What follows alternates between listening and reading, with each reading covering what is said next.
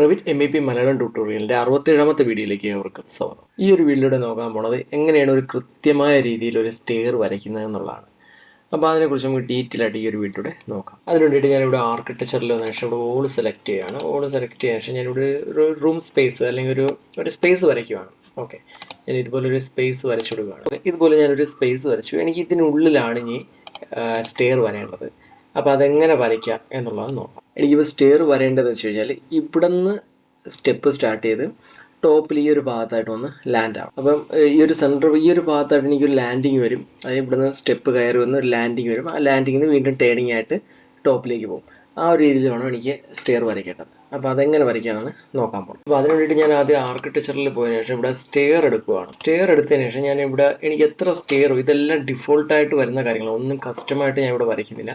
ഡിഫോൾട്ടായിട്ട് വരുന്ന കാര്യങ്ങൾ വെച്ചുകൊണ്ടുള്ള ഒരു പ്രോപ്പറായിട്ടുള്ള സ്റ്റെയർ എങ്ങനെ നമുക്ക് വരയ്ക്കാം എന്നുള്ളതാണ് നോക്കുക. അപ്പോൾ ഞാനിവിടെ സ്റ്റെയർ സെലക്ട് ചെയ്തപ്പോഴേക്കും എനിക്കിവിടെ സ്റ്റെയർ വരയ്ക്കാൻ പറ്റുന്ന, അതായത് സ്റ്റെപ്പിൻ്റെ എണ്ണം എന്ന് പറയുന്നത് 22 എണ്ണം ഉണ്ട്. അതുപോലെ തന്നെ ഒരു ത്രെഡിൻ്റെ സൈസ് എന്ന് പറയുന്നത് 250 mm ആണ്. ഓക്കെ, 250 mm സൈസ് വരുന്ന 22 സ്റ്റെപ്പുകളുണ്ട്. ഓക്കെ, അങ്ങനെയാണെങ്കിൽ നമുക്ക് എങ്ങനെ ഇത് വരയ്ക്കാം? അതായത് എനിക്ക് ഈ ഒരു സ്റ്റെയർ വരയ്ക്കപ്പം ഒരു സെൻട്രൽ പോർഷനിലായിട്ട് ഒരു ലാൻഡിങ് ഉണ്ട്. അപ്പോൾ ഒരു ലാൻഡിങ്ങിൽ നിന്ന് താഴേക്ക് ഒരു 11 സ്റ്റെപ്പും ആ ലാൻഡിങ്ങിൻ്റെ മേൽഭാഗത്തേക്ക് ടോപ്പിലേക്ക് ഒരു 11 സ്റ്റെപ്പും, ആ ഒരു രീതിയിലാണ് ഞാൻ ഉദ്ദേശിക്കുന്നത്. ഓക്കെ, അപ്പോൾ അതിന് വേണ്ടിയിട്ട് ആദ്യം സ്റ്റെയറിൻ്റെ സൈസ് എത്രയാണെന്നുള്ള അറിയണം. അതായത് ഇപ്പം നോക്കാം, ഞാനിപ്പോൾ ഇവിടെ ഒരു സ്റ്റെയർ വരച്ചു കഴിഞ്ഞാൽ ഈ ഒരു സ്റ്റെയറിനൊരു വിഡ്ത്ത് ഉണ്ട്. അതായത് ഇവിടെ നിന്ന് ഇവിടെ വരെയുള്ള വിഡ്ത്ത് അത് നമ്മൾ കൃത്യമായിട്ട് അറിഞ്ഞിരിക്കണം. ഓക്കെ, അത് അറിഞ്ഞാൽ മാത്രമേ നമുക്ക് ഇവിടെ ഒരു ലാൻഡിങ് ക്രിയേറ്റ് ചെയ്യാനായിട്ട് സാധിക്കത്തുള്ളൂ.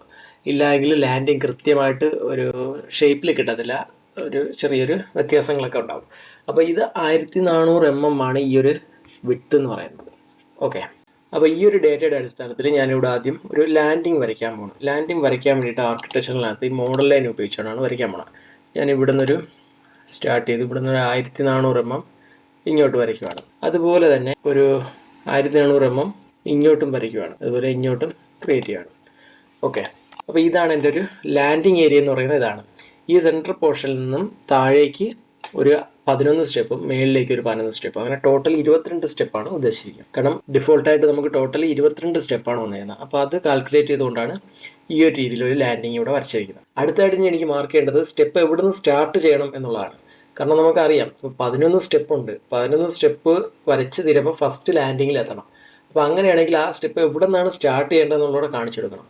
അതെങ്ങനെ കണ്ടുപിടിക്കാമെന്ന് വെച്ച് കഴിഞ്ഞാൽ എനിക്കിവിടെ വരയ്ക്കേണ്ടത് 11 സ്റ്റെപ്പാണ്. ഒരു സ്റ്റെപ്പിൻ്റെ ത്രെഡ് സൈസ് എന്ന് പറയുന്നത് 250 mm ആണ്. അപ്പോൾ 11 × 250 അങ്ങനെ വരുമ്പോൾ 2750 mm ആണ് ടോട്ടൽ ഹൈറ്റ് എന്ന് പറയുന്നത്, അല്ലെങ്കിൽ ടോട്ടൽ ലെങ്ത് എന്ന് പറയുന്നത്. അങ്ങനെയാണെങ്കിൽ ആ ടോട്ടൽ ലെങ്ത് 2750 ഇവിടെ മാർക്ക് ചെയ്യണം.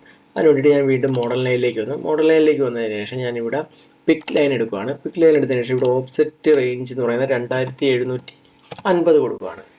ഓക്കെ, 2750 കൊടുത്തു കഴിഞ്ഞാൽ ആ ഒരു ലെങ്തിന് എനിക്കിവിടെ ഒരു മാർക്കിംഗ് വരും. ഓക്കെ, അപ്പം സ്റ്റെയർ എവിടെ നിന്നാണ് സ്റ്റാർട്ട് ചെയ്യേണ്ടതെന്നും കിട്ടി, അതുപോലെ തന്നെ ഇവിടുത്തെ ലാൻഡിങ് പോയിന്റും കിട്ടിയിട്ടുണ്ട്. അപ്പോൾ നമുക്കിനി സ്റ്റെയർ വരയ്ക്കാം. സ്റ്റെയർ വരയ്ക്കുന്നതിന് വേണ്ടിയിട്ട് ഞാനിവിടെ ആർക്കിടെക്ചറിലേക്ക് വന്നതിന് ശേഷം ഇവിടെ സ്റ്റെയർ സെലക്ട് ചെയ്യണം. സ്റ്റെയർ സെലക്ട് ചെയ്ത ശേഷം ഞാൻ ഇവിടെ നിന്നാണ് സ്റ്റാർട്ട് ചെയ്യാൻ പോകണം. ഇവിടെ അപ്പോൾ ലെഫ്റ്റ് സൈഡിൻ്റെ കൂടെ ചേർന്നിട്ടാണ് വരേണ്ടത്. അപ്പോൾ ഞാനിവിടെ ലെഫ്റ്റ് ആക്കി കൊടുക്കുകയാണ്. ഓക്കെ, ലെഫ്റ്റ് സൈഡ് ചേർന്ന് വരും. അപ്പോൾ ഇതുപോലെ വരയ്ക്കാനായിട്ട് പറ്റും. കറക്റ്റ് ആ ലാൻഡിങ്ങിലേക്ക് വരുമ്പം എത്ര സ്റ്റെപ്പായി? 11 സ്റ്റെപ്പായി കറക്റ്റ്. താഴെ അതിൻ്റെ കൗണ്ട് കാണുന്നുണ്ട്, നിങ്ങൾക്ക് കാണാൻ പറ്റുന്നുണ്ടോ? ഓക്കെ, 11 സ്റ്റെപ്പുണ്ട്. ഓക്കെ, അപ്പോൾ ഫസ്റ്റ് ലാൻഡിങ് വരെയുള്ള 11 സ്റ്റെപ്പ് വരച്ചു.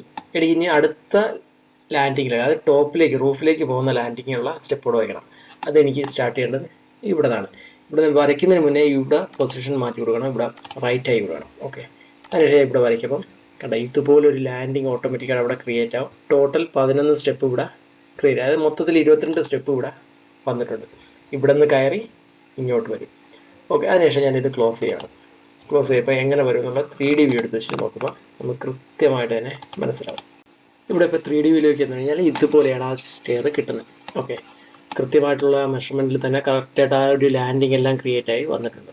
എനിക്കിനി ഇതിൽ കുറച്ച് മോഡിഫിക്കേഷനൊക്കെ വരുത്താനായിട്ട് സാധിക്കും. ഓക്കെ, ഞാൻ ആദ്യം തന്നെ ഈ ഒരു റെയിലിംഗ് കൂടെ ഡിലീറ്റ് ചെയ്യാണ്. കാരണം ഈ ഒരു സൈഡിൽ റെയിലിങ്ങിൻ്റെ ആവശ്യമില്ല. അപ്പോൾ കറക്റ്റായിട്ട് ആ ഒരു വോളിനോട് ചേർന്നിട്ട് തന്നെ ആ ഒരു സ്റ്റെയർ വന്നിട്ടുണ്ട്. ഓക്കെ, അപ്പോൾ അസംബ്ലിഡ് സ്റ്റെയറിൽ ഇതൊക്കെയാണ് നമുക്ക് നോക്കേണ്ടത്. ഇനി മോണോലിത്തിക് സ്റ്റെയർ ഉണ്ട്, അതിൽ നമുക്ക് കുറച്ച് കാര്യങ്ങളിവിടെ നോക്കാനുണ്ട്. ഇവിടെ നോക്കാം. ഞാനിപ്പോൾ ആർക്കിടെക്ചറിനുള്ളിൽ ഇവിടെ സ്റ്റെയർ എടുക്കുകയാണ്.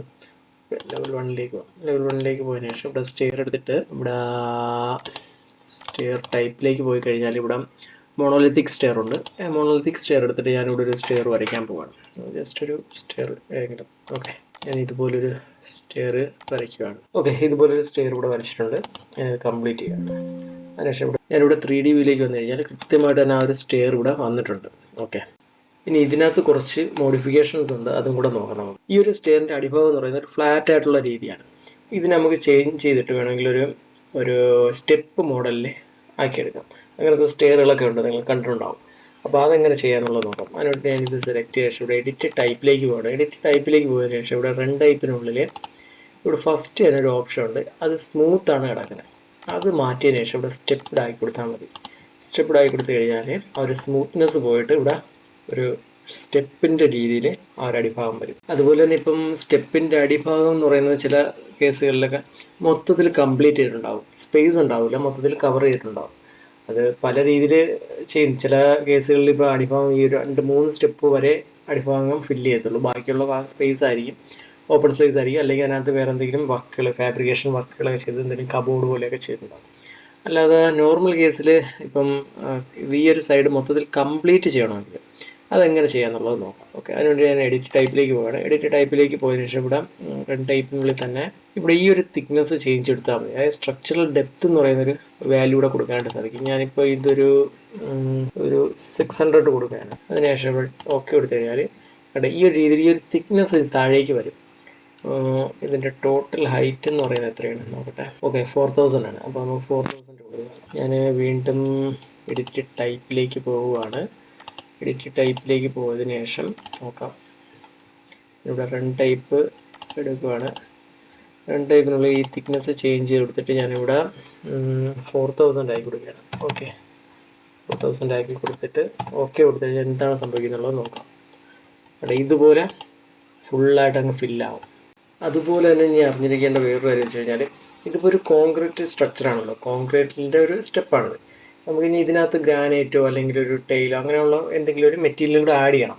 അപ്പോൾ അത് ആഡ് ചെയ്യണമെങ്കിലും നമുക്കത് പോസിബിളാണ്. അതെങ്ങനെയാണെന്ന് വെച്ച് കഴിഞ്ഞാൽ ഇത് സെലക്ട് ചെയ്ത് എഡിറ്റ് ടൈപ്പിലേക്ക് പോകണം. എഡിറ്റ് ടൈപ്പിലേക്ക് പോയി കഴിഞ്ഞാൽ റൺ ടൈപ്പിൻ്റെ ഉള്ളിൽ തന്നെ ഇവിടെ ത്രെഡ് എന്ന് പറഞ്ഞിട്ടൊരു ഓപ്ഷൻ ഉണ്ട്, അതുപോലെ റൈസറും ഉണ്ട്. ത്രെഡ് ടിക്ക് കൊടുത്തു കഴിഞ്ഞാൽ ഇവിടെ ഒരു ത്രെഡ് ക്രിയേറ്റ് ആവും. അതുപോലെ റൈസർ കൊടുത്തു കഴിഞ്ഞാൽ റൈസറും ക്രിയേറ്റ് ആവും.